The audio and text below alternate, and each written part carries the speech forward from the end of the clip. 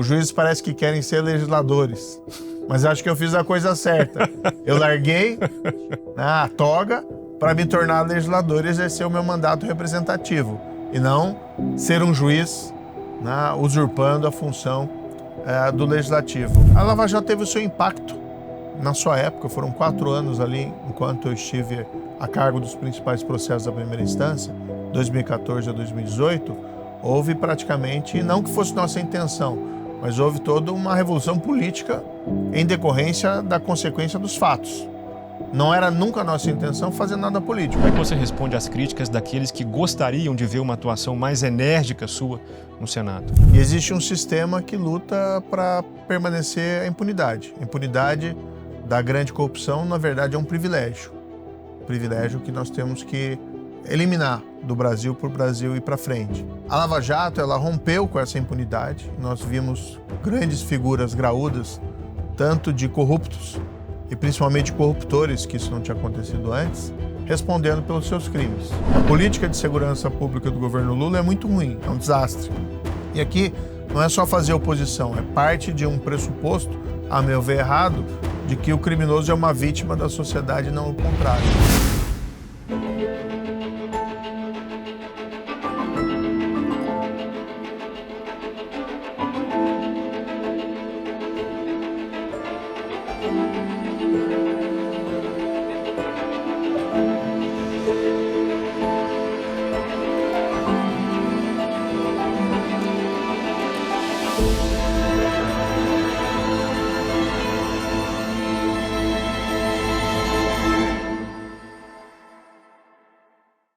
Olá, seja bem-vindo ao Contraponto, seu programa de entrevistas que recebe toda semana convidados das mais diversas áreas, ideias e experiências.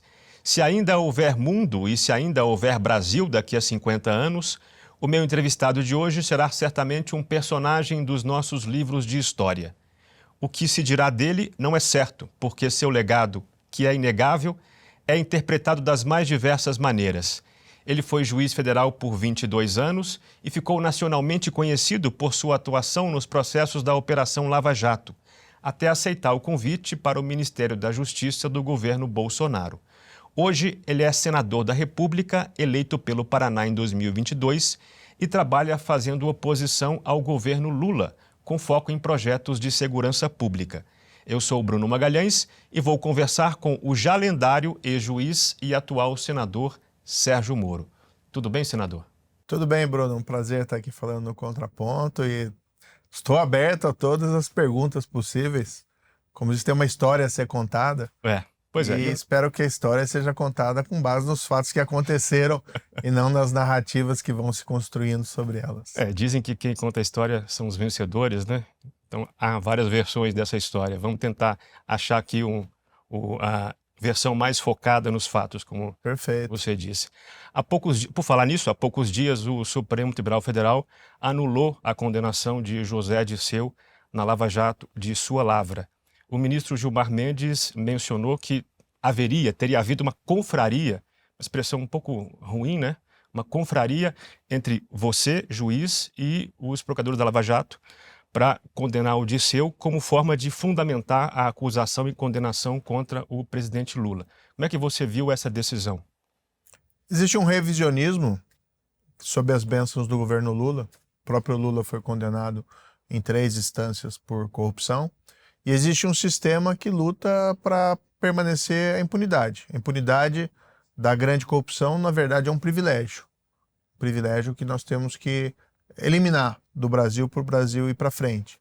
Então, a Lava Jato, ela rompeu com essa impunidade. E nós vimos grandes figuras graúdas, tanto de corruptos e principalmente de corruptores, que isso não tinha acontecido antes, respondendo pelos seus crimes. O José Dirceu foi um deles, um caso que passou pelas minhas mãos.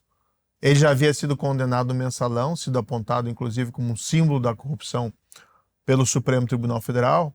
E o que mais me surpreendeu ali, Bruno, foi que ele, pelos dados do processo, continuou recebendo suborno mesmo durante o julgamento do mensalão. E eu fiz o meu trabalho, condenei. A sentença foi confirmada pelo Tribunal da 4ª Região.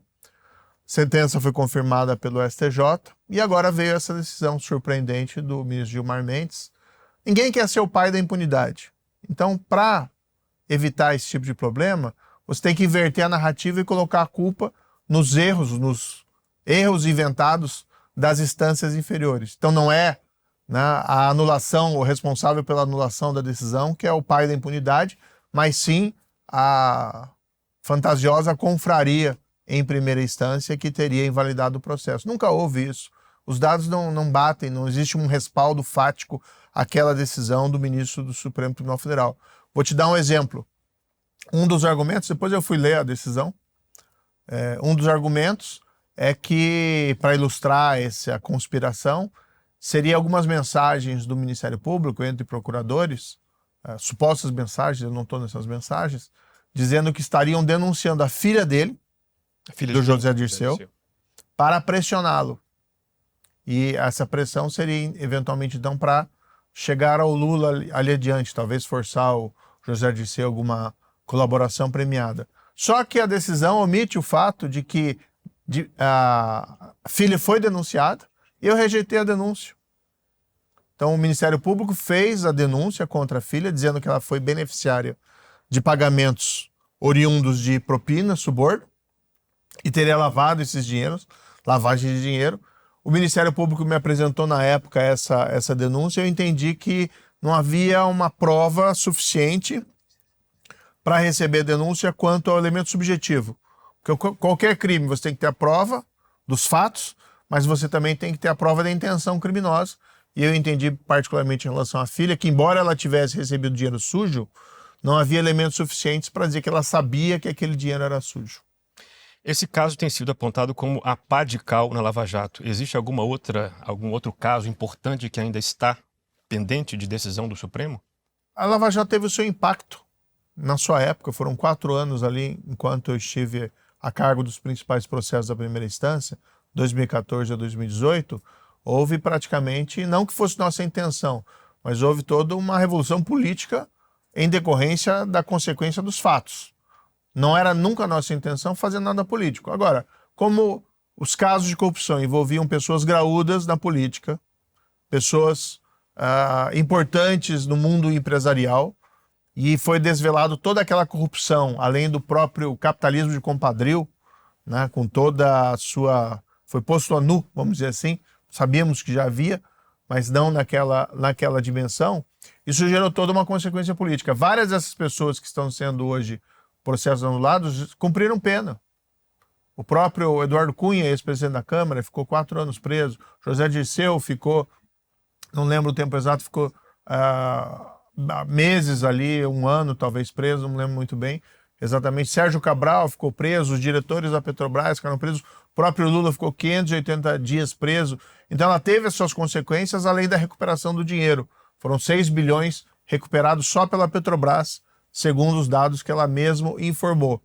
Os processos hoje, até onde eu tenho presente, praticamente todos estão soltos, mas vários já tinham cumprido a pena para a progressão de regime, e agora vem essas decisões com as anulações. Qual que é o objetivo, a meu ver? É fazer uma espécie de lavagem da história. Né? Não é lavagem de dinheiro, lavagem é história, porque nós temos um presidente que foi, vamos dizer assim, alvo porque foi acusado de crimes na Lava Jato, e, portanto, se tem, como o poder está com esse grupo, se tem que, de alguma forma, lavar essa história e mais, mandar um recado. Não queremos mais que se investir em corrupção nesse país. Né? Tem pessoas que estão acima da lei. Eu não acredito nisso, acho que um país democrático não pode ter pessoas acima da lei. Porque, veja, não só anularam esses casos, mas tentaram incitar uma perseguição. Não só a mim, mas a magistrados do Tribunal Regional da 4ª Região. O juiz Bretas até hoje está injustamente afastado da jurisdição pelo CNJ por motivos que não se justificam. Então você tem, na verdade, o quê? A volta do status quo da impunidade e a perseguição daqueles que ousaram se levantar contra esse status quo no passado. Você ficou 22 anos como juiz e foi para a política há poucos anos. Qual foi a maior mudança que você teve que enfrentar, um desafio pessoal, para entrar nessa seara que a princípio não era a sua, né? Olha, a vida é um aprendizado, né? Então eu ouvi até de uma pessoa uma vez, me disse, olha, Moro, a cada 10 anos tem que se reinventar. Fui 22 anos juiz, era uma carreira que eu gostava. Creio que tive várias realizações ali como juiz. O pessoal conhece mais a Lava Jato, mas eu trabalhei, por exemplo, como juiz auxiliar no Mensalão. Eu tive vários casos envolvendo grandes traficantes de drogas e lavagem de dinheiro. Casos envolvendo, por exemplo, Fernandinho Beiramar. Fui juiz corregedor de presídio federal, então os piores bandidos mais perigosos do país. Fui também juiz do caso Banestado, né, que foi um caso rumoroso ali do passado, caso de colarinho branco, bastante de grande dimensão. A pessoa às vezes distorce, né? A gente fez as tripas coração para o caso chegar, para ter resultados. Ele teve alguns resultados, não teve maiores porque o sistema, né, recursal impedia que se avançasse, então fiquei com muito orgulho daquilo. Agora, quando houve o convite para ir ao Ministério, eu vi a possibilidade, vamos tentar fazer reformas mais amplas ali em Brasília, na legislação, no funcionamento do Executivo. Eu acabei ficando ali 1 ano e 6 meses, mais ou menos, acabei saindo, e não tem como voltar atrás na magistratura, né? É um caminho sem volta. E eu escolhi continuar na vida pública, concorrendo ao mandato eletivo. Estou lá, né, como senador, com muito orgulho representando o Paraná, e trabalhando da mesma forma. Agora, claro, a função do juiz e a função do senador é bastante diferente. Tem aquela brincadeira, né, Bruno, que a gente fala muito hoje em dia, os juízes parece que querem ser legisladores, mas acho que eu fiz a coisa certa. Eu larguei, né, a toga para me tornar legislador e exercer o meu mandato representativo, e não ser um juiz, né, usurpando a função do legislativo. Mas é muito diferente. Um dos pontos como juiz, você tem que ser mais circunspecto, né? Você não pode buscar a ribalta, vamos dizer assim. Eu fui bastante criterioso quanto a isso quando era juiz, especialmente na Lava Jato. Não tirava foto, não saía por aí tirando foto, não saía por aí dando entrevista. Acho que eu dei 2 entrevistas após muita insistência da imprensa durante a Operação Lava Jato, porque ganhou todo aquele holofote, né? Então acabei ficando um pouco numa situação difícil de dizer não quando chegou alguns momentos. Mas, em geral, eu me afastava dessa celebração. Agora, como senador, né, até falo às vezes o momento que você percebe quando a chave tem que virar. Quando foi na campanha, eu fui fazer carreata, né? Eles têm que subir num adesivaço. Exatamente. Tem que subir num caminhão, tem que subir num carro e fazer como os políticos fazem. E aqui não é nenhum juízo de reprovação, mas a prática é outra. Então, acho que até por esse tempo na magistratura, a sua atuação no Senado, ela é vista meio que como low profile, digamos assim. Você não é aquela pessoa que aponta o dedo na cara das pessoas, não é aquele que vocifera. Como é que você responde às críticas daqueles que gostariam de ver uma atuação mais enérgica sua no Senado? Tem que ter um equilíbrio, né, entre as realizações e o discurso. Tá? Realizações, eu me interesso em aprovar projetos, né, projetos que mudem a vida das pessoas. Gostaria de estar muito focado em projetos para melhorar as nossas instituições, inclusive no combate à corrupção e prevenção. Esse tema, no entanto, durante o governo Lula, ele é praticamente impossível, né, se falar em combater a corrupção, porque o governo é contra qualquer iniciativa dessa espécie. Ainda tem a maioria, tem a base, então é muito difícil avançar. Mas eu tenho focado muito em segurança pública, além de fazer oposição e tratar de outros temas. Segurança pública, a política de segurança pública do governo Lula é muito ruim, é um desastre. E aqui não é só fazer oposição, é parte de um pressuposto, a meu ver errado, de que o criminoso é uma vítima da sociedade e não o contrário. Então eu apresentei alguns projetos, principalmente nessa área, tive influência em outros projetos que já foram aprovados, como foi o projeto do fim das saídas temporárias dos presos, mas também tem outros detalhes ali importantes nesse projeto que a gente pode falar adiante. Aprovei o projeto lá no Senado de ampliar o Banco Nacional de Perfis Genéticos para criminosos, provamos lá, estamos acompanhando na Câmara, foi recentemente aprovado na CCJ, então a gente quer realizações. A questão de subir a tribuna e vociferar, eu acho que tem que ser muito bem dimensionado para também não gerar uma resistência aos seus projetos. Mas eu tenho subido a tribuna e falado, principalmente, contra o governo Lula em fazer a sua oposição. Agora, eu não tenho o perfil né? Talvez a minha origem aí da magistratura, eu não tenho um perfil eu não faço barraco, vamos dizer assim, não sei se é a melhor palavra. Eu não gosto de fazer um histrionismo ali que não seja produtivo.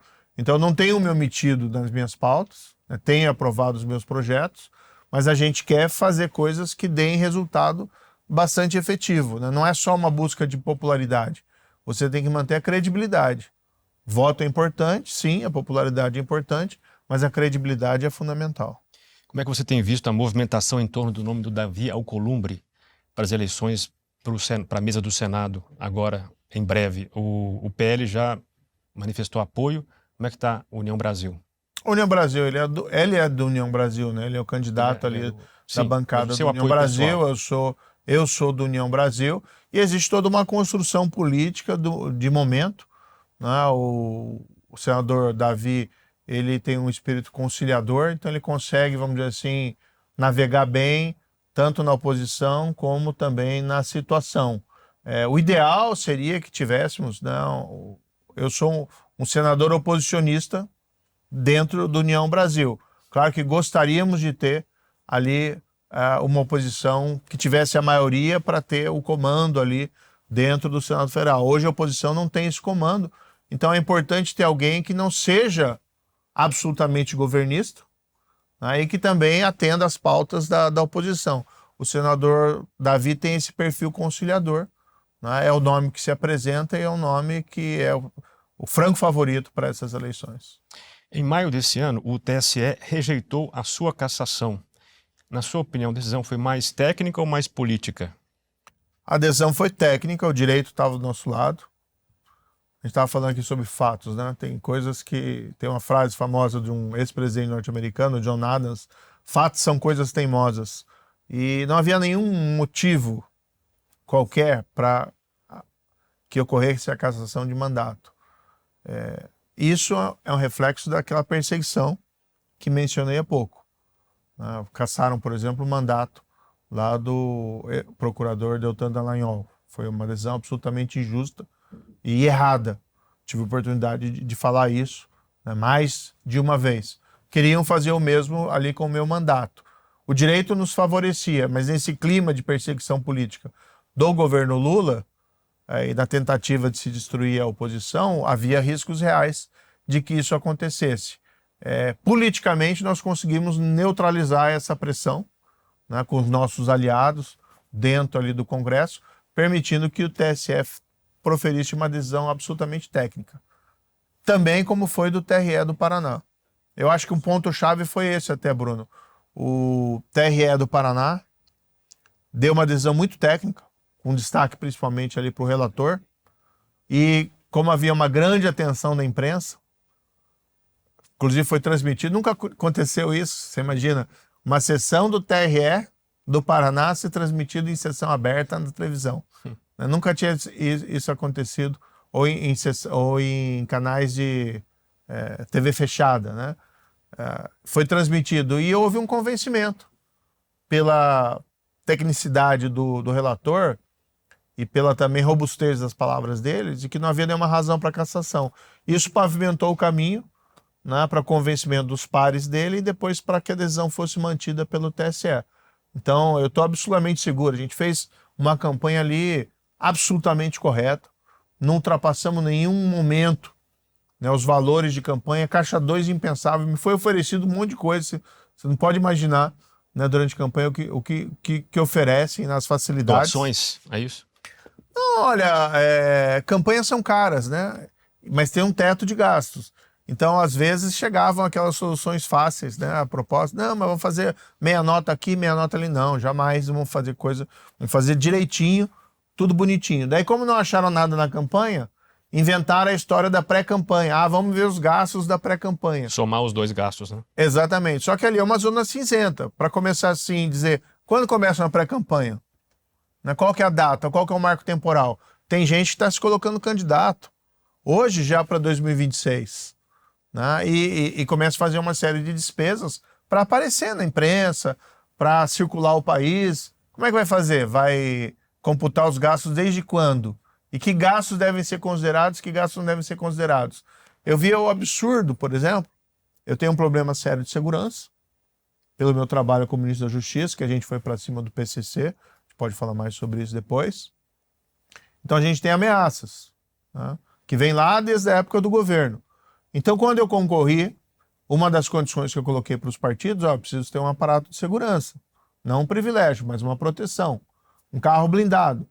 Alguns partidos, né, que me abrigaram, optaram, ao invés de alugar um carro blindado, em comprar, para entrar no acervo permanente do partido. Não para ficar comigo, para usar na campanha, mas ficaria no acervo permanente. Aí pegaram essa compra do carro e jogaram como despesa de pré-campanha, aqueles que queriam caçar o meu mandato. Mas absolutamente injusto. Primeiro, porque andar de carro blindado não gera uma vantagem competitiva em relação a qualquer outro nas eleições. 2, o carro não é para mim, é para o partido, entra no acervo permanente. Só o período que eu usei ali, poderia ter feito um cálculo proporcional. Então tinha um monte de absurdo ali. No fundo, assim, perseguição política decorrente do trabalho que nós fizemos na Operação Lava Jato, também com receio, né, do que a gente pode fazer. E 2, os oportunistas, né? Os oportunistas também que buscam ali ganhar, às vezes, um mandato no tapetão sem ganhar com a vontade popular.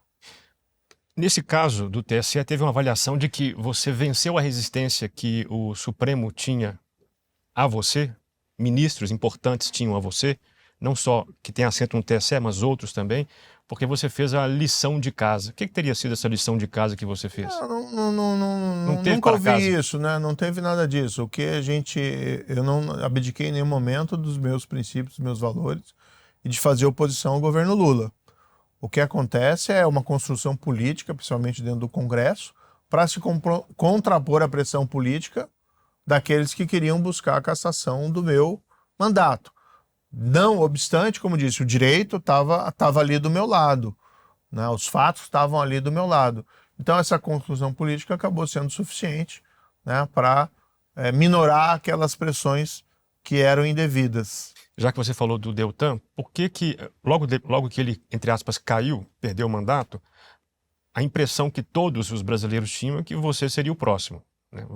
Com certeza essa era a ideia que tinha. Agora o próximo é o Moro. Se prepara, Moro, porque você é o próximo. Por que ele caiu e você não caiu? Olha, a pressão, por que pensaram isso? Porque era uma pressão política enorme, né? Do governo Lula, não vou dizer dele pessoalmente, entendeu? O ambiente político de retaliação, não que vinha não só dele, mas também de outros personagens políticos em favor ali da cassação. No caso do Deltan Dallagnol, a meu ver, a decisão foi errada, foi injusta, né? Foi ilegal, e ali quem foi privado não foi só o Deltan, foram os milhares de paranaenses que escolheram o seu representante. Foi no começo do governo, não, quando o governo tinha mais força, e infelizmente a pressão política pela cassação não se conseguiu contrabalancear com a pressão política desfavorável à cassação, né? Agora, sim, eu quero dizer o seguinte, eu não tive nenhum favor por essa pressão política com essa construção que nós tivemos, porque, na verdade, o direito e os fatos estavam do meu lado. E eu não abdiquei de fazer oposição. O que acontece veja, um senador da República, né, eleito majoritariamente no Estado, numa eleição muito difícil. Nós também temos nossos aliados, vamos dizer assim, dentro do mundo político. Você é réu numa ação penal no Supremo por calúnia contra o ministro Gilmar Mendes por um xiste que fez numa festa junina. Você acha que há chance de condenação nesse caso? Olha, se eu for acreditar na lei e na justiça, não tem chance de condenação. Com todo respeito, não devia ter sido recebida a denúncia. É um disparate essa denúncia, né? É muito simples. Uma festa junina e existe aquela brincadeira da cadeia, né? De prender as pessoas e tem que pagar uma prenda para pessoa ser libertada. E ali se faz uma brincadeira, né, absolutamente jocosa, e a jurisprudência é totalmente uníssona no sentido de que para você responder por calúnia você precisa ter o ânimos, né, de ofender, e ali era só uma brincadeira. Não foi eu que gravei, nunca tive esse vídeo, alguém divulgou, e foi interessante, divulgou no momento que a gente estava sob ataque político, exatamente para tentar nos fragilizar mais ainda ali e gerar uma indisposição com o Supremo Tribunal Federal. Quem deveria ser eventualmente ali processado foram as pessoas que na rede social, né, divulgaram aquele vídeo. Mal, não que quem usa a rede social tem que ser, mas ali foi mal intencional. Houve má intenção, né, porque queriam me fragilizar naquele momento. Né, era um momento ali no primeiro semestre ainda do governo Lula. E veja, né, eu pedi ao Supremo, dentro da minha resposta, falei, ó, não foi eu que divulguei, não foi eu que gravei, não sei quem foi, mas o que eu consegui levantar foram essas primeiras contas aqui que deram origem a essa disseminação do material. Contas que, aliás, são contas vinculadas a apoiadores do atual governo Lula. Então pedi que fosse feito esse rastreamento. Não fizeram nenhuma investigação prévia ao oferecimento da denúncia. Espero que façam agora da instrução criminal para a gente saber quem que foi o real responsável, né, por disseminar aquilo que outros interpretaram como ofensa. Mas, assim, vamos aguardar, né? Não é algo que, vamos dizer assim, tira o meu sono. Claro que o correto, legalmente falando, seria que a denúncia não tivesse sido recebida. Como é que você tem avaliado a posição do Poder Judiciário de qualificar como golpe os atos de 8 de janeiro, senador? Veja, o que eu defendo para esse tema é muito claro, tá? Não pode ingressar em prédio público, tá, mas você acha que invadir. Foi golpe? Você acha que foi golpe, não? Não, eu quero chegar lá. Tá, vou responder categoricamente essa sua questão. Não pode invadir prédio público e depredar e vandalismo. Pessoas que fizeram isso deveriam ser punidas na forma da lei. Há excessos. Não tem como justificar pena de 17 anos, pessoas em prisão preventiva, mais de 1 ano, às vezes sem denúncia ou com denúncia. O que eu defenderia nesse caso seria ou uma prisão breve, tá? Coisa de meses, ou pena de prestação de serviço. Tá? E o ideal que seria tivesse uma identificação dos responsáveis específicos pelos atos de vandalismo. Tá? É isso que eu tenho defendido. Não sendo possível reduzir as penas sensivelmente, que então seja uma anistia total. Se isso for mais fácil politicamente. Você é a favor da anistia, então, caso ela chegue caso não seja possível uma redução das penas. Eu tive a oportunidade de falar para algumas pessoas, falei, olha, se as pessoas forem punidas proporcionalmente às suas responsabilidades, ninguém ia estar falando desse assunto. Agora, a gente não concorda, né, que, por exemplo, uma senhora lá de idade, que no momento de exaltação cometeu atos ilícitos, seja condenada a uma pena de 17 anos. Isso é algo inaceitável, certo? O que me parece, o que eu vi de provas, que eu fui da CPI, fui da CPMI lá, o que eu vi que chegou às nossas mãos, tá? Eu não identifiquei nenhum elemento que apontasse que aqueles atos de 8 de janeiro teriam sido resultado de um planejamento coordenado para encetar um golpe. Como nós não conhecemos tudo, né, não sabemos os bastidores, se existem essas provas, elas têm que ser mostradas. Até hoje não apareceram. Como não apareceram até hoje, o que eu presumo é que elas não existam porque isso não aconteceu. A minha interpretação, até o momento, é que aquilo foi uma exaltação de pessoas que entraram numa situação de descontrole, que tem que ser punidas, porque nada justifica isso, mas não consigo ver isso como um golpe organizado em 8 de janeiro. Foi um momento de extravasamento, né, de um ressentimento que vinha desde lá da época das eleições. Agora, o principal nisso, se é golpe, se não é golpe e tal, ainda que fosse um golpe, tá? Aqueles indivíduos, se fosse um golpe, seriam peões. Seria uma massa de manobra que não justifica ficarem aí 4, 5 anos presos, né? Ou 17 anos. É que 17 anos na prática não são 17 anos, porque tem as progressões de regime, né? Mas mesmo que fosse um golpe, a meu ver, não se justificaria para aquela massa de manobra penas assim tão elevadas. Tem que ter sim uma punição, né? Agora, o que a gente fica numa situação delicada, né, Bruno? Porque por que não fixam penas mais adequadas a essas situações? para que a justiça seja satisfeita, que não tenha impunidade sobre aqueles atos, mas também não se vá à severidade excessiva, né, de impor a pessoa sem qualquer histórico criminal. Eu visitei algumas dessas pessoas também na cadeia. Tem algumas que, né, com todo respeito, não têm um controle emocional tão assim estabelecido. Não se justifica, a meu ver, um apenamento excessivo. Se as penas fossem adequadas e proporcionais, nós não estaríamos sequer tendo essa conversa aqui. Não haveria essa preocupação. Então, o que eu defendo ali no Congresso Nacional, se chegar nas minhas mãos, ou a redução de pena, né, sensivelmente, para prestação de serviço, libertar as pessoas que estão presas preventivamente, de 8 de janeiro, né? Sim. Porque teve coisa antes piores. Teve um indivíduo lá que tentou botar uma bomba no aeroporto de Brasília, e aí, não, tem que ser cana pesada, né? Porque podia ter matado pessoas, coisas muito graves. Mas 8 de janeiro, vandalismo, depredação, massa de manobra, as pessoas ali, a pena tinha que ser ou prestação de serviço, ou um período de prisão, sei lá, 3 meses, 6 meses, no máximo, né? E tem pessoas aí que estão quase 2 anos presas. Queria voltar um pouco na sua função judicante lá de trás. Você já disse que nunca ficava feliz quando condenava alguém por um crime praticado. Qual que era o seu sentimento ao condenar cada um dos acusados que você condenou? E, ligando a essa pergunta, qual é exatamente a função da pena criminal? Bem, eu nunca me vi como o inspetor Javert, né? Então, eu nunca persegui ninguém, nunca fiz nada disso. Eu fazia o meu trabalho, aplicava a lei. Eu nunca tive uma questão pessoal com nenhum dos acusados ou das pessoas que eu condenei, seja da Lava Jato, seja de outro caso de crime de colarinho branco, ou seja de crimes graves.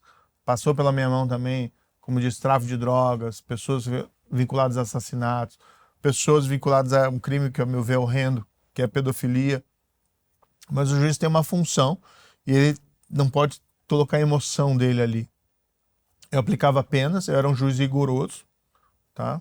Do ponto de vista criminal, porque eu entendo que tem que ser rigoroso, principalmente para crimes graves. Então, gente, por exemplo, que roubava o erário, que é o dinheiro que falta para obra pública, saúde, educação, e aqui eu não estou querendo ser, né, populista ou coisa parecida. É um dinheiro que falta mesmo, a gente sabe. Né? Pessoas morrem por conta disso, ou o país não vai para frente por conta disso, gasta muito mais do que precisa para resolver essas questões, e normalmente por ganância. Na Lava Jato, nenhuma daquelas pessoas tinha necessidade. Né? Veja, diretor da Petrobras que se corrompe. Eles ganhavam lá 200 mil por mês no contra-cheque. Né? Gerente ganhava também muito bem. Ninguém precisava roubar, mas é aquela ganância que leva as pessoas a praticarem esses crimes. Empresas, né, em vez de competirem, buscarem inovação, tecnologia, não, acabam trapaceando. Né? Então eu era um juiz rigoroso, mas eu nunca levei essas questões para o lado pessoal. Até me parece que nas audiências isso transparecia muito claramente. Eu nunca ofendi nenhum réu, nunca ofendi nenhum acusado. Às vezes era ofendido porque a gente sabia que a estratégia de alguns advogados era tentar tirar a gente do sério. Isso tinha alguns embates com advogados, né? Não com réus. Mas nunca no nível pessoal, né? Alguns advogados utilizavam alguns estratagemas para tentar tirar a gente do sério e tentar mostrar algum desequilíbrio ou se vitimizar. A gente até tolerava mais do que deveria, né? Mas porque a gente sabia que o objetivo maior era conduzir ali os processos ao seu final. O papel da pena, né? A pena, o crime é um problema e as pessoas precisam ter a proteção da lei. Quem tem que ter a proteção da lei é o acusado? Sim, o acusado tem que ser protegido contra abuso do Estado. Mas, do outro lado, você tem a sociedade e você tem a vítima, que também tem o direito à proteção legal. Nada fere mais os direitos de uma pessoa do que ser vítima de um crime. Tanto é que o Brasil, volta e meia, é condenado em fóruns internacionais, especialmente na Corte Internacional a Corte Interamericana de Direitos Humanos, porque não deu uma resposta devido ao processo legal a vítimas de crime. O exemplo talvez mais notório aqui no Brasil seja o caso da Maria da Penha, né? Que é aquela senhora que foi vítima de brutalidades, violências, que inclusive deixaram paraplégica do seu companheiro ou marido. a justiça não condenou essa pessoa criminalmente. Foi condenado daí o Brasil na Corte Interamericana por falha, por denegação de justiça. O sistema criminal tem que funcionar tem que proteger sim o acusado de abusos, mas tem que levar justiça para as vítimas dos crimes e para a própria sociedade. Então, na verdade, é um dever legal fazer o seu trabalho. Agora, nenhum juiz manda, não é? Esse é o meu sentimento, ninguém manda um condenado para a cadeia com aquela satisfação pessoal. Não, você está aplicando a lei, está fazendo ali o seu trabalho, e você faz isso porque as pessoas cometeram crimes. A válvula de escape do juiz criminal é que só pode condenar se você tiver uma prova categórica. Os anglo-saxões usam aquela expressão, prova acima de qualquer dúvida razoável. Então eu já absolvi gente que eu achava no meu íntimo que era culpada, mas que tinha apresentado um álibi que gerava uma dúvida razoável. Agora, nos casos lá, por exemplo, da Lava Jato, a prova em geral era documental. Essa conversinha que vem, que o pessoal fala, que só era a palavra do delator, do colaborador, é absolutamente conversa fiada. É o caso, por exemplo, do próprio José Dirceu, que mencionamos há pouco. Quem entendeu isso não fui eu. Foi o Tribunal da Quarta Região, foi o STJ, analisando provas, inclusive documentais, que faziam que o dinheiro de contrato da Petrobras chegasse em pagamentos que beneficiavam, que tinham como beneficiário final o ex-ministro José Dirceu. Então, assim, só condena com prova categórica, ninguém quer levar para o travesseiro à noite, né, dormir, pensando no risco de condenar um inocente. Então a gente isso evita de todo modo. Queria pegar um gancho nesse assunto, já que você falou que a função da pena é proteger a vítima, pegar um gancho e invocar o recente caso do afastamento e investigação de desembargadores do TJ do Mato Grosso. O brasileiro médio fica um pouco espantado quando sabe que a maior sanção que um magistrado pode receber na via administrativa é ele se aposentar.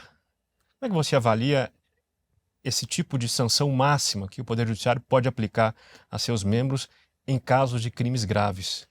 Só fazer uma ressalva aqui. Proteger a vítima, proteger a sociedade, tem uma expressão muito utilizada, neutralização. Né? Neutralização do criminoso, especialmente aquele caso de criminosos seriais, habituais, profissionais, a pena, né, tem também essa função. Agora, a gente nunca pode perder a esperança de que a pena possa ter também um caráter ressocializante.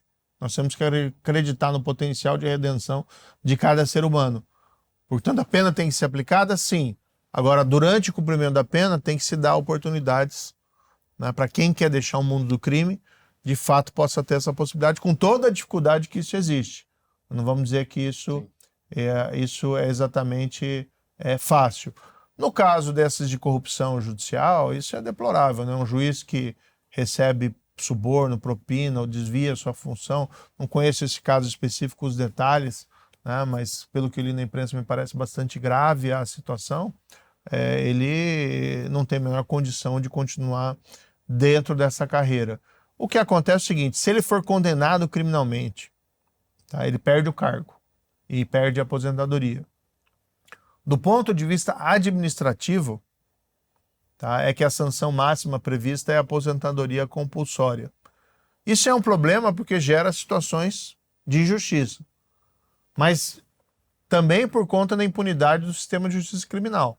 Porque se ele for... Muito poucas vezes houve um caso de um magistrado condenado criminalmente, muito poucas vezes. Né? Mas isso em geral para os grandes políticos, não é só para os grandes empresários, então Verdade. A impunidade do nosso sistema, e eu sempre lutei contra a impunidade, né? Sempre lutei contra essa impunidade de quem cometeu o crime, se é rico, se é pobre, tal, etc., né? Tem que pagar pelas suas faltas, né? Não justifica também a pessoa não ter recursos, o pobre, cometer um crime, até porque a maioria dos pobres não comete crime, né? Eu até tenho uma história que eu adoro contar, desculpa fazer um parênteses. Durante a minha campanha, encontrei uma pessoa ali, 2022, né? Uma senhora simples, lembro até hoje o nome dela, Dona Irma, em Cascavel, me pegou pelo braço, Moro, gosto de você, vou votar em você, eu fiquei, feliz e tal. Mas ela falou pra mim assim, quero te falar uma coisa, Moro, só. Eu sou pobre, mas eu nunca roubei um centavo. Vou votar em você. Mas se você me enganar, Ela fez esse sinal aqui. Tá? Então eu estou seguindo, né, essa linha, não precisava ter me falado isso, mas estou seguindo essa linha de promessa. O problema da aposentadoria compulsória é que gera situações de justiça. Mas veja, por exemplo, Marcelo Bretas, juiz do Rio de Janeiro, corajoso, né, enfrentou aquele sistema de corrupção entranhado no Rio de Janeiro, Sérgio Cabral, vários outros lá envolvidos, mandou muita gente para a prisão, como deveria ser. Foi um desdobramento da Lava Jato de Curitiba. Hoje ele está afastado, respondendo a um processo disciplinar no CNJ. O que eu vi do processo tem menor justificativa para ele estar afastado. E a sanção que ele pode sofrer no final máxima, ali no CNJ, é a aposentadoria compulsória. Então esse mecanismo também tem por um certo objetivo proteger não só o juiz que faz coisa errada, mas proteger o juiz que faz o certo e fica à mercê dos poderosos. Eu não tenho nenhuma dúvida, Bruno, que se eu tivesse permanecido na magistratura, eu estaria na mesma situação hoje do Bruno. Tentaram fazer a mesma coisa... Do Bretas. Do Bretas, desculpe. Tentaram fazer a mesma coisa com os desembargadores do TRF da 4ª Região. Afastaram, chegaram a afastar. Aí o próprio CNJ, num momento, né, de serenidade, reavaliou e revogou o afastamento deles. Tentaram fazer isso com a minha substituta, a Gabriela Hart, lá em Curitiba, juíza corajosa, né, que enfrentou, inclusive, lá se contrapôs de uma maneira elegante ao Lula na audiência, tentaram afastar ela. Então essa sanção, embora ela gere injustiça no caso de um desembargador que corrompe, também é uma proteção para o juiz que foi indevidamente perseguido por fazer o seu trabalho. Interessante, nunca tinha pensado sobre esse ponto de vista. Tem um caso recente da juíza Ludmila Lins Grilo. Você tem alguma avaliação sobre a sanção aplicada a ela? Eu não conheço tão bem o caso, né? Eu vi a situação dela pelas redes sociais. Ali é uma situação, ao meu ver, um pouco diferente, porque ela não... Me parece que ela não foi processada por uma questão jurisdicional, mas sim pelo comportamento e tal. De todo modo, né, no caso dela, o que eu vejo, ela pediu exoneração, né? Ela chegou a ser apenada, dela pediu exoneração. Não, acho que não. Acho que ela está aposentada mesmo. Ela não recorreu, né? Acho que ela foi aposentada. Assim, não foi questão jurisdicional até onde eu vi. Agora, me parece exagerado também você aposentar o juiz compulsoriamente porque tenha feito manifestações políticas em rede social ou de qualquer forma. A meu ver, ali também foi um exagero, né? O juiz não pode ficar se pronunciando politicamente, tá? Isso não deve ser feito. Sim. Mas ali, se fosse o caso, bastaria uma advertência, bastaria uma censura e uma aposentadoria compulsória. Me parece um rematado exagero, né? O que me parece que ela optou por não recorrer, né? Que ela sofreu a aposentadoria compulsória por decisão do TJ de Minas Gerais e ela entendeu que se ela recorresse no contexto político, ela não teria chances, talvez ela estivesse com a razão, né? Mas me parece que foi um grande exagero apenar uma magistrada como ela com uma aposentadoria compulsória. É o que me lembro que o caso dela chegou no CNJ. Mas tudo bem, tá clara a sua opinião sobre o assunto e faz sentido o que você disse de essa pena ser, em alguns casos, um limitador de uma sanção que poderia ser, que é, em alguns casos concretos, na sua visão, injusta, né? O que nós queremos são juízes independentes, né? Então, quando a gente for colocar o mundo no preto e no branco, o juiz que se corrompeu, que prevaricou, tem que ser punido e a aposentadoria compulsória é injusta. Os juízes que fazem seu trabalho de maneira correta jamais estão sujeitos a essa sanção. Esse é o mundo ideal. Mas a gente sabe que o mundo ideal não está sendo assim. O que a gente está vendo, inclusive, quem está sendo perseguido hoje são os juízes que fazem a coisa certa, né? Em geral. Aparentemente, esse momento de perseguição também sofreu um freio, e aqui tem que se dizer, por conta do trabalho do ministro Luiz Barroso como presidente do CNJ. Então, houve um freio nisso, tanto que ele foi contra o afastamento dos juízes Do TRF4. do TRF4 e depois foi importante para a revogação da suspensão deles. Então, concordo com você, a aposentadoria compulsória para juiz que comete crime é injusto, não justifica. Mas quem está sendo apenado e perseguido não são só juízes que cometem crime. Você publicou no X recentemente sobre a vitória do Donald Trump que essa virada à direita naquela nação americana talvez fosse um sinal para o Brasil em 2026. Como é que você avalia esse possível impacto da eleição do Donald Trump no Brasil? Ainda é uma incógnita se esse resultado repercutirá aqui no Brasil ou não, mas eu vi em tons positivos. Eu não quero me meter em eleições de outros países. Sim, mas o Esse impacto no Brasil. é um tema muito complexo, né? Até porque a gente não pode também identificar os democratas como equivalentes aos petistas, né? Os democratas é um partido mais da esquerda norte-americana, que é uma esquerda diferente da esquerda latino-americana. Embora tenha também dentro dos democratas algumas linhas mais à esquerda que talvez tenham uma identidade maior com o PT. Ou seja, o PT está muito mais à esquerda do que o Partido Democrata. Do outro lado, os próprios democratas, e um exemplo disso é o Obama, tinham restrições em relação ao Lula. O Obama, quando escreveu aquela biografia dele, a autobiografia, faz críticas, né, à corrupção, faz até um comparativo do que acontecia no Brasil durante o governo Lula com um caso famoso de escândalo lá nos Estados Unidos, que é da Tamahai, a pronúncia que eu perco, Hall, que era mais ou menos uma câmara de políticos lá em Nova York, né, que foi muito conhecida pelos vários escândalos de corrupção. Bem, então vamos fazer essa primeira diferenciação. Por isso que eu não gosto de me meter muito em eleição de outros países, né? Ali, mas eu cumprimentei, né, como várias outras lideranças, que é um momento importante, né? O Donald Trump voltou ali ao poder, os republicanos voltaram ao poder nos Estados Unidos. Nesse momento, eu acho que isso influencia positivamente o Brasil, né? Porque faz um certo contraponto a essa tentativa do Lula de obter alguma espécie de liderança aqui dentro do hemisfério.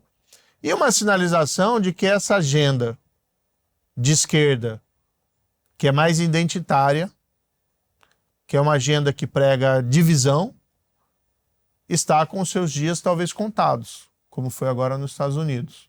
Embora conte também a grande insatisfação com a economia norte-americana. Aqui no Brasil, o que a gente percebe, conversando com as pessoas, o resultado das eleições municipais também foi um exemplo disso, é um cansaço, né, com o governo do PT, que é um governo que não tem apresentado bons resultados, economicamente tem sido um desastre, na segurança pública tem sido um desastre. No fundo, é um governo que não tem um projeto, né, e sinaliza, a meu ver, uma tendência política mais à direita aqui para o Brasil, e que talvez predomine em 2026. Então, vejo isso como muito positivo.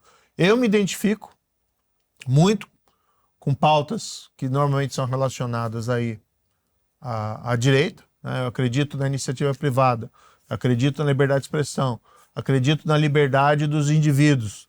Creio que o grande motor do desenvolvimento humano, social e econômico é a criatividade humana. E para isso os indivíduos precisam ter liberdade. Hoje nós temos um cenário no Brasil que as pessoas têm medo de falar, têm medo de ser punidas desproporcionalmente, não concordam com o que está acontecendo no país em vários aspectos. Existe esse intervencionismo excessivo do governo Lula na economia, que já não gerou bons resultados no passado. Estamos vendo a volta do capitalismo de compadrio, né, que normalmente vem acompanhado de escândalos de corrupção, que a gente não tem visto muito claramente, porque cá entre nós, ninguém está investigando a sério isso, salvo pontuais casos. As instituições estão manietadas para prevenir e combater a corrupção, mas eu tenho certeza que ela deve estar por aí. Você faz menção a a esses casos que não estão sendo investigados, digamos assim, esses possíveis casos de corrupção, na sua opinião, isso tem acontecido mais porque os profissionais da área investigativa e jurídica receberam o impacto de decisões da Lava Jato, ou porque há uma interferência direta e clara do governo nas instituições, na CGU e na PF, por exemplo? Falta incentivo e falta oportunidade, né? A falta de incentivos é você não ter uma política pública destinada a prevenir e combater a corrupção. Ao contrário, veja as iniciativas do governo Lula contra a lei das estatais. Através de partidos satélites, lograram a suspensão da lei das estatais por mais de um ano, né? E depois preservaram as nomeações. Que eu conheço o pessoal da Polícia Federal, ninguém está entusiasmado em investigar a corrupção, porque pode ter também essas consequências. Eu vou fazer meu trabalho aqui, me expor, assumir riscos, depois vem uma decisão anulando por questões políticas e depois ainda fica sujeito a processo disciplinar ou processos punitivos. Então, assim, eu tendo a concordar com o profissional da lei, o agente da lei, de que o momento não há propício para isso. No fundo, isso tem um misto de várias situações, né? Para a gente retomar aquele nível, e a gente precisa retomar aquele nível de combate à corrupção que tínhamos antes, vai ser um grande trabalho. A gente precisa voltar a ter essa agenda, que é uma agenda necessária. Primeiro, para prevenir desvio de dinheiro público. 2, para evitar o capitalismo de compadrio, que é anticompetitivo e que nos gera atraso. 3, porque é fundamental para uma democracia saudável, né? A democracia parte do pressuposto, aquela famosa frase do Lincoln, né? Governo do povo, pelo povo e para o povo, né? Se você tem um quadro de corrupção disseminada, o governo é para os governantes e não para os governados. Então isso dissocia a própria ideia de autogoverno e acaba gerando muitas vezes até saídas autoritárias, né, que enfraquecem a nossa democracia. O contexto atual é muito inóspito para qualquer espécie de investigação ou de processo contra a corrupção. Com exceções, às vezes aparece alguma coisinha ali e tal. Vamos ver o final dessa história, como é o caso lá dos desembargadores do Mato Grosso, né? Tem que ser punidos, tem que ser investigados e punidos com rigor, caso confirmados esses crimes. Mas será que vão mesmo? A própria Lava Jato, nós achamos no momento, nós rompemos a bolha da impunidade. Porque outras operações do passado tinham sido manietadas lá no início. Castelo de Areia, não durou meses.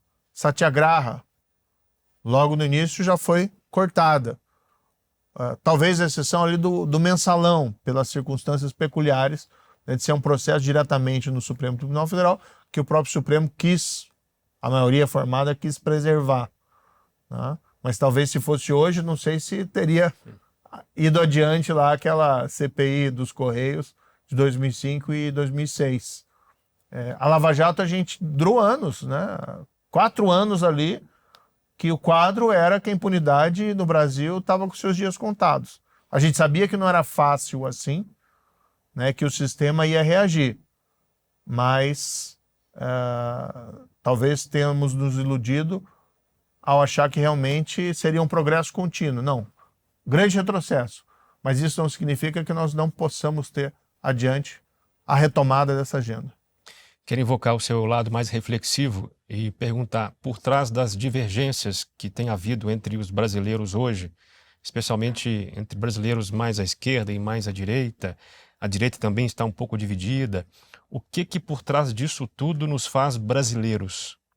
Ou seja, o que pode nos unir como nação? Nós vivemos num grande país de imensas riquezas naturais. Nós temos algo importante aqui dentro do Brasil, que é um convívio pacífico de pessoas das mais diversas origens, das mais diversas etnias, das mais diferentes culturas. E essa oposição entre esquerda e direita é uma oposição política, algo de um debate natural, que a gente não pode levar ao extremo. Agora, a gente tem que encontrar alguns pontos em comum. Um dos pontos em comuns que nós temos temos que combater o crime violento, crime de corrupção, crime de patrimônio. Ninguém em sã consciência vai defender que esses crimes fiquem impunes. Mas a gente tem um modelo, um sistema que, de certa maneira, é contra-majoritário. Porque assim, cá entre nós, você tem corrupto de esquerda e tem corrupto de direita. Né? Então, isso foi visto na própria Operação Lava Jato. Todos eles têm que ter a sua resposta. Nós temos que inserir o nosso Brasil melhor dentro do mundo. Hoje a gente vê um afastamento do Brasil das democracias ocidentais. Os valores que nós defendemos aqui, paulatinamente na história para chegar nesse momento, é da liberdade de expressão, é da democracia, do convívio pacífico entre os povos, é a busca da prosperidade, é a busca da igualdade também de oportunidades para que todas as pessoas possam prosperar. Eu acho que esse é um grande projeto, né, de país que todo brasileiro pode encontrar a sua felicidade no seu país a despeito das diferenças políticas. Agora, alguns pontos de consenso, a meu ver, são necessários para que a gente possa ir adiante. Eu tenho uma grande confiança no Brasil, né, um país de dimensões continentais, que tem, né, um papel importante aí dentro do mundo. Agora, nós temos problemas que têm que ser enfrentados, e enfrentados, a meu ver, com rigor. Né? Nós não podemos ter aquela cordialidade, né, famosa homem cordial, sei lá, do brasileiro, a pessoa cordial, que nos torne, vamos dizer assim, lenientes frente ao enfrentamento desses problemas. Você hoje está no Senado com um mandato de 8 anos, um dos cargos mais importantes do Brasil, mas eu preciso te perguntar isso. Quem manda no Brasil? Quem manda no Brasil?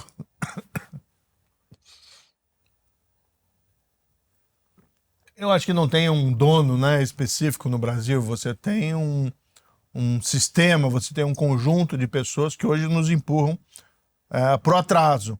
E nós temos que romper essa barreira. Né? Eu não sou daqueles que acreditam numa conspiração ou num grupo de, sei lá, cabala que fica ali mexendo todos os pauzinhos. É claro que você tem focos de poder concentrado nas mãos de umas pessoas.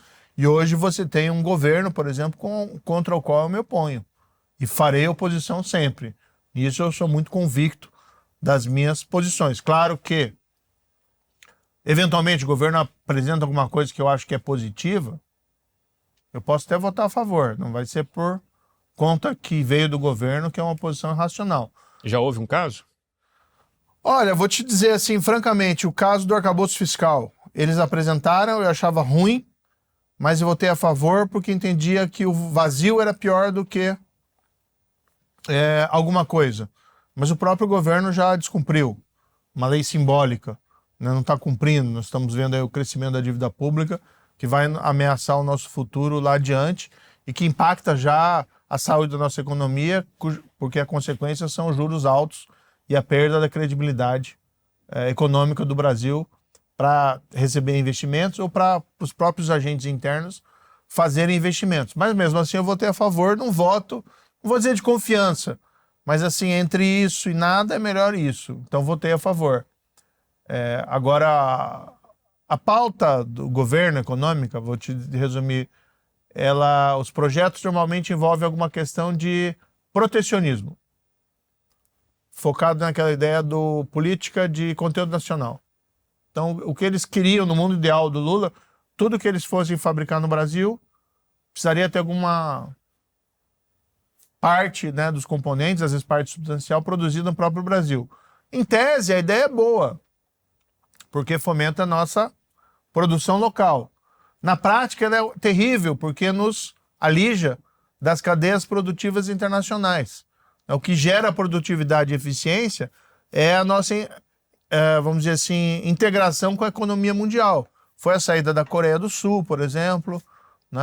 Os países que mais prosperaram foram aqueles que inseriram suas cadeias produtivas dentro do modelo internacional e não fechar a economia. Enquanto que na pauta social, o que a gente mais vê é a política identitária. Então, volta e meia lá apresenta um projeto, cotas. Cotas para aquilo, cotas para aquilo, cotas para isso. Há empresas terceirizadas contratadas pelo poder público. Ela tem que ter cotas para... Esses dias eu vi lá, cotas para moradores de rua. Você imagina, né, o desafio para as empresas que contratam com o governo, tem que encontrar, né, resgatar moradores de ruas para colocar Mas esse é um exemplo, mas daí vão colocando os outros. Pessoas vítimas de crimes dessa espécie. Mas aí a pergunta vem, tá, mas por que pessoas vítimas de outros crimes não entram? Né? Ou políticas identitárias voltadas, por exemplo, à população LGBTQI. Não que não mereçam um tratamento respeitoso e igual pela lei, mas quando você vai criando cotas disso, aquilo para tudo que é coisa, você vai gerando uma série de problemas. Um projeto que passou pela minha mão lá, na Comissão de Segurança, que veio do governo, dizia mais ou menos o seguinte, olha, todo ano os estados vão ter que mandar para o Ministério da Justiça um relatório dizendo das iniciativas que tomaram para prevenir violência carcerária contra a população LGBTQI. Né? E essa é uma condição para receber repasses do FUNPEN, do Fundo Penitenciário Nacional. Ok, todo mundo é contra a violência a essa população dentro da prisão. Mas por que os outros grupos todos alijados? Por que não um relatório sobre violência cometida dentro do sistema carcerário contra os presos? Qualquer que seja o seu gênero, qualquer que seja a sua raça, qualquer que seja a sua identidade. Então, sabe, a política do governo, basicamente, hoje, Lula, a meu ver, é essa: econômica, política de conteúdo nacional, e social, política identitária. Perdão. E por que você desanimou de concorrer à presidência em 2026? Olha, para ser muito direto, o partido que eu estava me puxou o tapete. Né? Então eu estava num partido com a promessa de concorrer ao governo. O próprio partido começou Eu faço menção a 2026, é isso mesmo? 2022. Não, Desculpa. 26. Eu já ouvi você falando que não quer concorrer. Tá, desculpa. 2026. Mas pode continuar o caso do tapete. Sim, então eu confundi. Não, em 2022... Vamos falar dos dois. O Brasil quer saber dos dois casos. Tá bom, em 2022 eu estava no Podemos, me coloquei como pré-candidato, tivemos um bom começo de campanha. Com o tempo, no entanto, a percepção do partido, talvez, da acentuação da polarização, eles começaram a faltar com apoio. Isso são aqueles sinais visíveis, né, que você não começa mais a ver os agentes políticos do partido ao teu lado, nos vários programas, nas várias atividades, até que chegou um momento, claramente, que me foi colocado que eles não entendiam mais viável, e aí queriam que eu me virasse, né, basicamente. E aí eu tive que desistir da candidatura presidencial também, por entender que a promessa que tinham feito para mim não tinham sido cumprida. Eu mudei de partido, fui para União Brasil, onde eu estou até hoje, e tive que fazer uma correção de rota. Não tinha, né, o apoio para ser candidato a presidente no União Brasil, e nunca me foi prometido também, então fui concorrer ao Senado ali no estado do Paraná. Então, basicamente, a história é essa. Depois, claro que o partido de onde eu saí tentou inverter, conta uma outra história e tal, mas a verdade pura e simples é essa. Bem, em 26, eu não me vejo como candidato. Tá? Eu tenho um projeto que ainda vai ser definido mais adiante de tentar o governo do Paraná, né? Mas isso é algo que vai ser definido em absoluto mais adiante.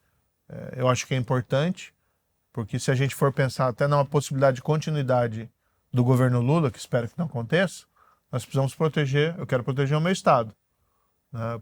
Nós precisamos ter um governo que se oponha a essas políticas desastradas do governo Lula. Pelo menos o nosso estado ali fica protegido. Tem outras pessoas que estão se apresentando como candidatos, e eu vou apoiar o nome que derrotar, né, o governo PT e o governo Lula. Não sei se o Lula vai ser candidato ou não. O nosso partido tem como candidato o Ronaldo Caiado, um governador de destaque no país, muito bem avaliado, é uma figura política já conhecida e que tem suas chances. Agora, tem outros nomes também que têm aparecido por aí, o Tarcísio Freitas, né, governador de São Paulo, o Romeu Zema, há uma série de possibilidades, fala-se até no governador lá do Paraná, o Ratinho Júnior. Vamos ver. O meu compromisso é político, né, com o cidadão do Paraná e com o cidadão brasileiro, eu não estarei do lado do Lula, vou estar contra o Lula, né? Se for, né, um excelente candidato, mas qualquer candidato é melhor do que o Lula, vou dizer sinceramente. Mas vamos trabalhar para ter o melhor candidato possível para derrotar esse projeto do PT. Não por questão pessoal, né? Mas tem visto que é um governo desastrado. O seu Twitter em relação à vitória do Donald Trump indicaria, até pela forma com que ele retornou à presidência da República nos Estados Unidos, depois de perder para o Joe Biden, parece indicar uma sinalização de que você acha possível o retorno de Jair Bolsonaro em 2026 na presidência.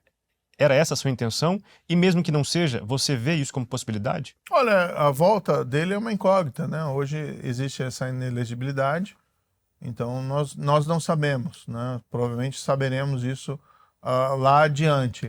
A minha referência específica foi mais direcionada à questão da direita. Sim. E nós precisamos ter um projeto, mais do que pessoas, precisamos ter um projeto, né, para derrotar esse governo, que vai vir com força, porque ele tem a máquina pública, e eles não têm pudores em utilizar essa máquina pública, né? Temos que ter uma oposição forte para derrotar o candidato do PT, o candidato do Lula, lá em 26. O que eu tenho de muita segurança para dizer, não serei eu essa pessoa, mas estarei apoiando essa pessoa contra o governo do Lula. Se o presidente Bolsonaro recuperar a elegibilidade, pode ser um desses personagens. Tem esses outros que mencionei. O que nós não podemos, a meu ver, também entrar é numa disputa fraticida dentro do campo da direita. É natural que possa ter mais de um candidato, até porque é uma eleição de 2 turnos. Agora, o que nós não podemos entrar numa guerra entre esses grupos para depois enfrentar o candidato do governo.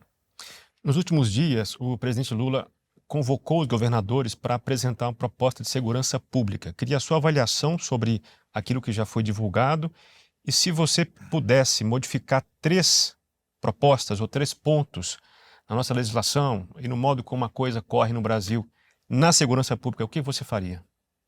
Primeiro, execução em segunda instância. A condenação em segunda instância. Isso é essencial para acabar com a impunidade.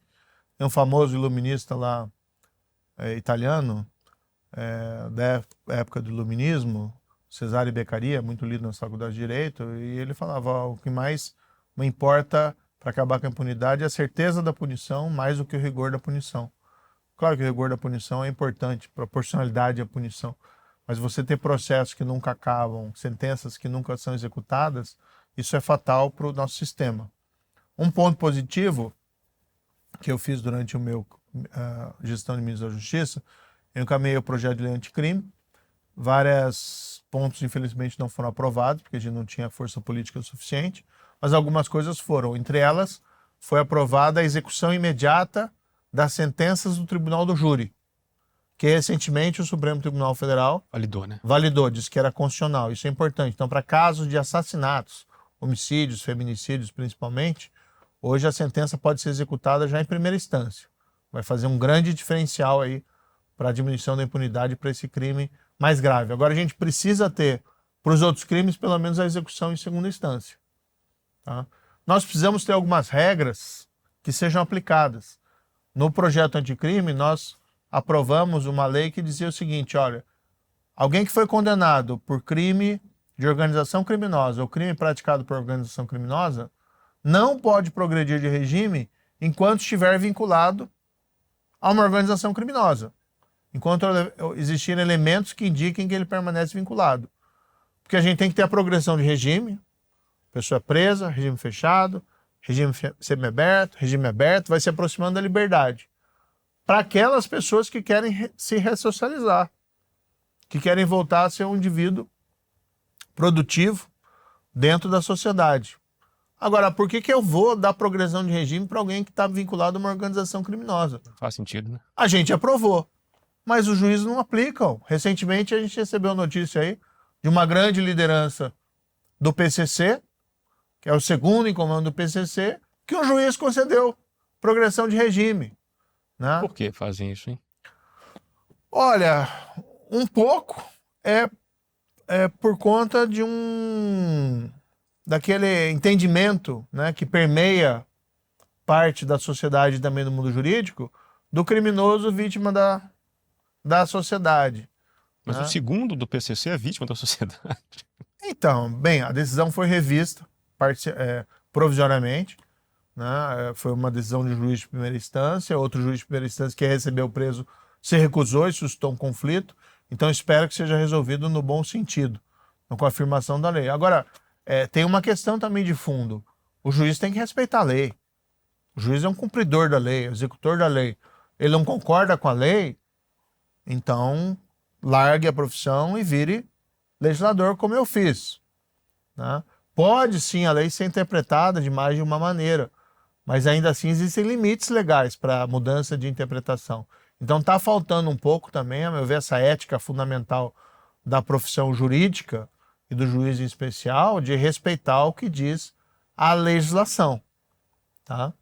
Essa lei que nós aprovamos aí do fim das saídas temporárias tem um ponto importante, que ela prevê também, só pode progredir de regime de cumprimento de pena com exame criminológico. O exame criminológico é exatamente para ver se a pessoa está apta a se ressocializar.